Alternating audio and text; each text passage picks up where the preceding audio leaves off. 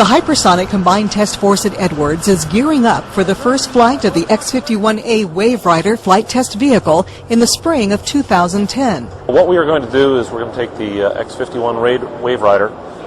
We're going to launch that from a B-52 at 50,000 feet over the Pacific Ocean, and then the vehicle is going to drop away. It's going to be accelerated by a solid rocket booster up to about Mach 4.5, at which time the solid rocket booster will drop away, and the vehicle and the engine which is being tested is going to ignite and then further accelerate that vehicle up to Mach 6. The engine being tested on the 51A is a hypersonic scramjet propulsion system. A scramjet is an engine that has no internal moving parts, that it takes the air in, you mix fuel in it, and it automatically burns. Because of the high speed, high temperature that you get in flight, it now is able to produce a thrust. Teams of testers have put in years of work leading up to the first flight of the X-51A. It's a fairly complicated test. The altitude is right at the very top of B-52 capabilities. We also have chase, so they have to be there as well. The telemetry has to be relayed from Naval Station Point Mugu. We have to have a control room with about 35 people all watching the various telemetry. So there's a lot of teamwork aspects to this whole project. Testers say the purpose behind this program is to demonstrate the ability to use air-breathing hydrocarbon propulsion in the hypersonic flight regime, which is flight more than 5 times the speed of sound. What makes that a challenge for us and why we need to do the research is that conventional turbine engines are basically limited to about Mach 2.5 or 2.5 times the speed of sound. And it's really tough from the pressure and the heat and the aerodynamic loads on the conventional engines to get anywhere past about Mach 2.5.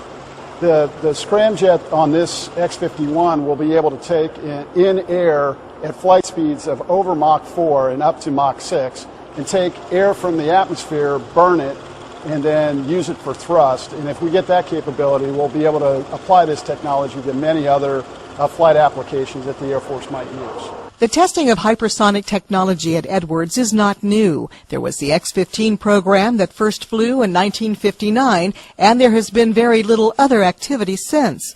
But today's advancements in technology are giving testers a new edge. Well, we've been working on scramjets in the United States Air Force for the past 50 years. Matter of fact, there was a program back in the 90s called the National Aerospace Plane that worked on scramjet engine technology before.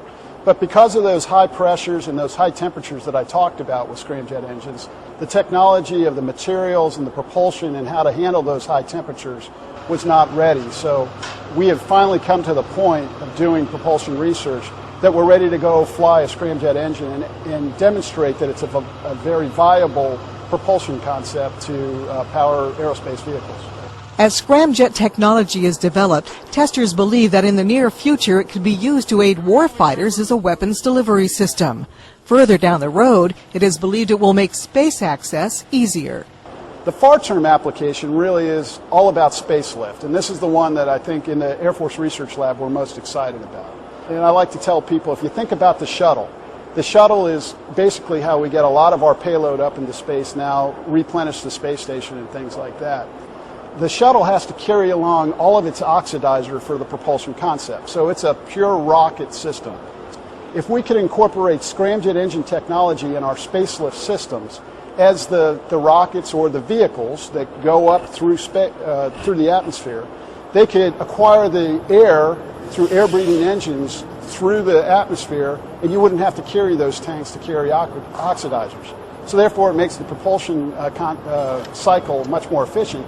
And then instead of carrying oxidizer, they could carry more payload to space. Teams from the Air Force Flight Test Center, the Air Force Research Laboratory, Boeing, the Defense Advanced Research Projects Agency, NASA, Pratt & Whitney Rocketdyne, and the U.S. Navy are working with a hypersonic combined test force on the X-51A WaveRider test project. For Mr. Johnny Armstrong, who has worked with hypersonics at Edwards since the early 1960s, the X-51A project is one of the highlights of his career.